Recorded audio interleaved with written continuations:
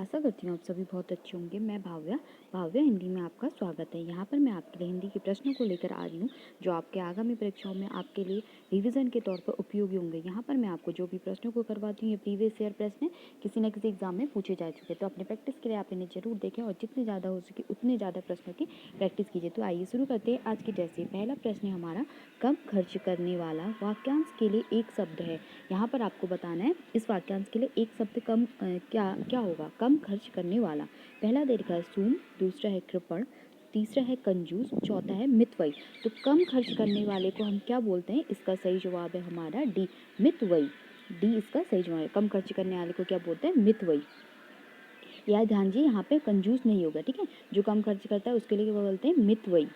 अगला है, निम्नलिखित में भाववाचक संज्ञा है। यहाँ पर आपको बताना है भाववाचक संज्ञा किसमें है, ठीक है। पहला देखा है योग्यता, दूसरा है नदी, तीसरा है लकड़ी और चौथा है सभा, ठीक है। तो आपको यहाँ पे देखना है इन शब्दों में किसमें भाव है, ठीक है, भाववाचक संज्ञा है। तो इसका सही जवाब है हमारा ए, योग्यता, ठीक है। वो क्या बोलते हैं कि वह योग्य है, ठीक है। तो इसमें कौन सी संज्ञा हमारी?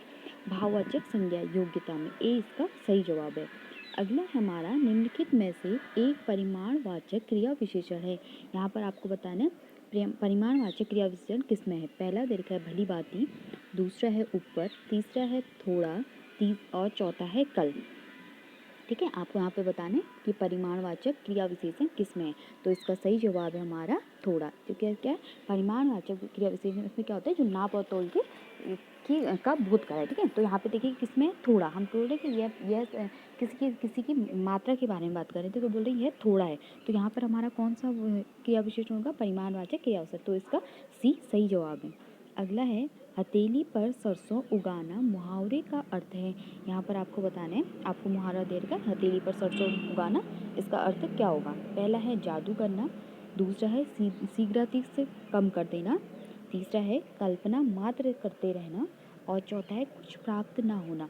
तो हथेली पर सरसों उगाना, इसके लिए क्या मुहावरा अर्थ होगा हमारा? इसका सही जवाब है हमारा शीघ्र कम कर देना, ठीक है। तो हथेली पर सरसों उगाना यानी जो भी हम उसको कुछ भी काम करें उसको शीघ्र कम कर देना, इसका भी सही जवाब है। अगला है, हिरण्य का समानार्थी शब्द है। यहाँ पर आपको बताना है हिरण्य का समान अर्थ, हिरण्य का समान अर्थ वाला शब्द कौन सा है। पहला देखा है सोना, दूसरा है हिरण, तीसरा है जंगल और चौथा है हरितिमा। तो हिरण्य का समानार्थी शब्द कौन सा है? इसका सही जवाब है हमारा ए, सोना, ठीक है। यहाँ दीजिए हिरण नहीं करिए, ठीक है। तो हिरण का समानार्थी क्या है? सोना, ए इसका सही जवाब है। अगला है, निम्नलिखित में एक शब्द की वर्तनी शुद्ध है। यहाँ पर आपको बताना है किस शब्द की वर्तनी शुद्ध है। पहला दे रखा है अंतर ध्यान और बी है हस्तक्षेप, तीसरा है आर्द्र और चौथा है निरपेक्ष, ठीक है।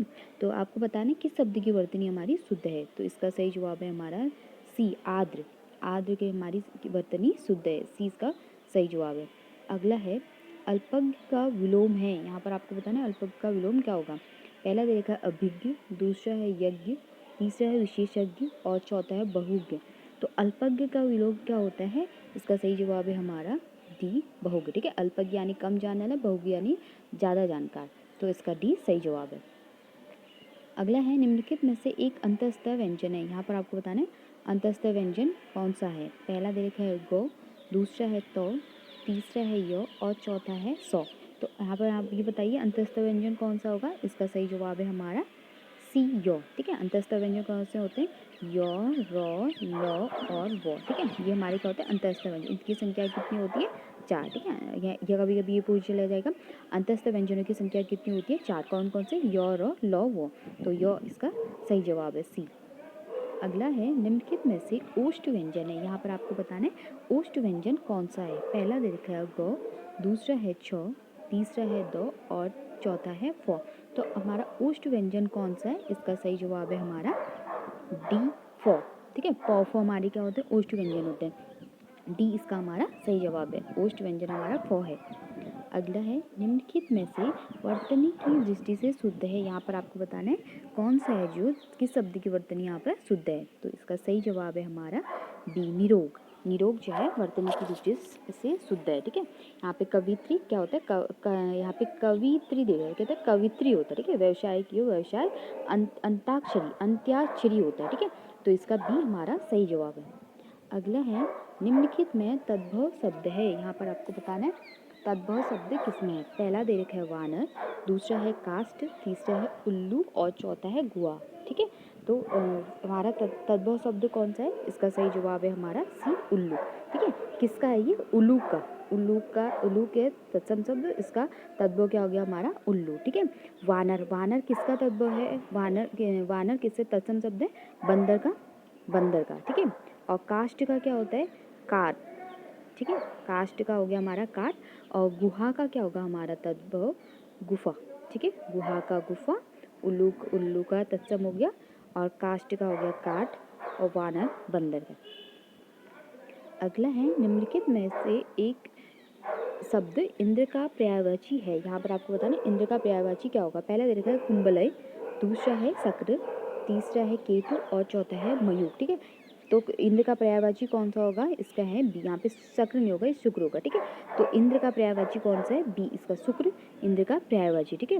और केतु किसका पर्यायवाची होता है, केतु होता है हमारा झंडा, ठीक है। केतु होता है झंडा, पताका, ठीक है। मयूख हो गया मोर का, कुंबलय किसका हो गया, कुमुद का पर्यायवाची, ठीक है। तो इंद्र का पर्यायवाची हमारा शुक्र, बी इसका सही जवाब है। अगला है बालिका नृत्य कर रही है, वाक्य का कर्मवाच्य है।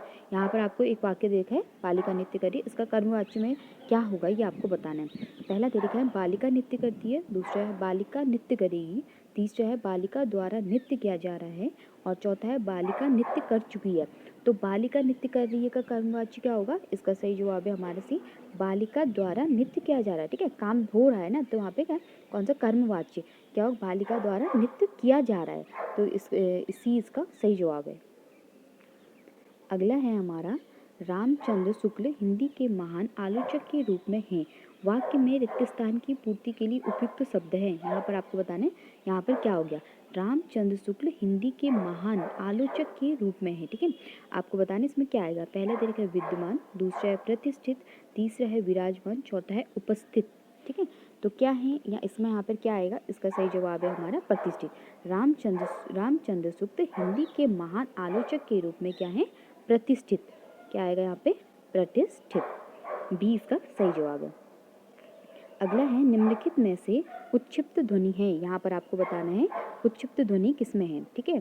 पहला दे रखा है हमें पाठक, दूसरा है सड़क, और चौथा है ढक्कन, ठीक है। तो उच्छिप्त व्यंजन इसमें कौन सा है, इसका सही जवाब है हमारा सी, सड़क, ठीक है। कौन कौन से होते हैं उच्छिप्त ध्वनि यानी सड़क, उच्छिप्त व्यंजन कौन से होता है हमारे, डॉ और ढो, ठीक है। डॉ और ढो हमारे क्या होते हैं उच्छिप्त व्यंजन, तो सड़क में क्या है हमारा उच्छिप्त ध्वनि है, सी इसका सही जवाब है। अगला है अनाथ में उपसर्ग है, यहाँ पर आपको बताना है अनाथ में उपसर्ग क्या होगा। पहला है अन, दूसरा अन, तीसरा अना और चौथा है औ। तो अनाथ में उपसर्ग है, इसका सही जवाब है हमारा डी, औ उपसर्ग, डी इसका सही जवाब है, इसमें औ उपसर्ग है।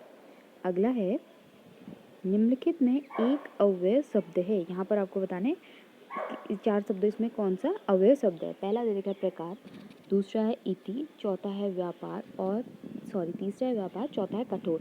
तो अव्यय शब्द बताना है अव्यय शब्द कौन सा है, इसका सही जवाब है हमारा बी, इति। इति में हमारा क्या है अव्यय शब्द है। अव्यय शब्द क्या होता है, अव्यय शब्द को हम क्या बोलते हैं, अविकारी, जिनमें लिंग वचन कारण के कारण परिवर्तन नहीं होता उसे हम अव्यय शब्द बोलते हैं, ठीक है। अव्यय शब्द को क्या बोलते हैं, और अव्यय शब्द को बोलते हैं अविकारी शब्द भी कहते हैं, ठीक है। अगला है हमारा यद्यपि शब्द में संधि है, यहाँ पर आपको बताना है यद्यपि में कौन सी संधि है। पहला देखा है यण संधि, दूसरा है गुण संधि, तीसरा है वृद्धि संधि, चौथा है अयादि संधि। तो यद्यपि में कौन सी संधि है, इसका सही जवाब है हमारा ए, यण संधि, ठीक है। इसका संधि विच्छेद क्या होगा, यदि धन अपि, ठीक है। यदि धन अपि, इससे हमारी कौन सी संधि बनेगी, यण संधि यद्यपि में। तो ये थी हमारी आज की रेसिपी। मिलते हैं नेक्स्ट वीडियो में। खूब पढ़िए और अपना ध्यान रखिए, जितना ज़्यादा हो सके उतना ज़्यादा प्रश्नों की प्रैक्टिस कीजिए। Thank you so much.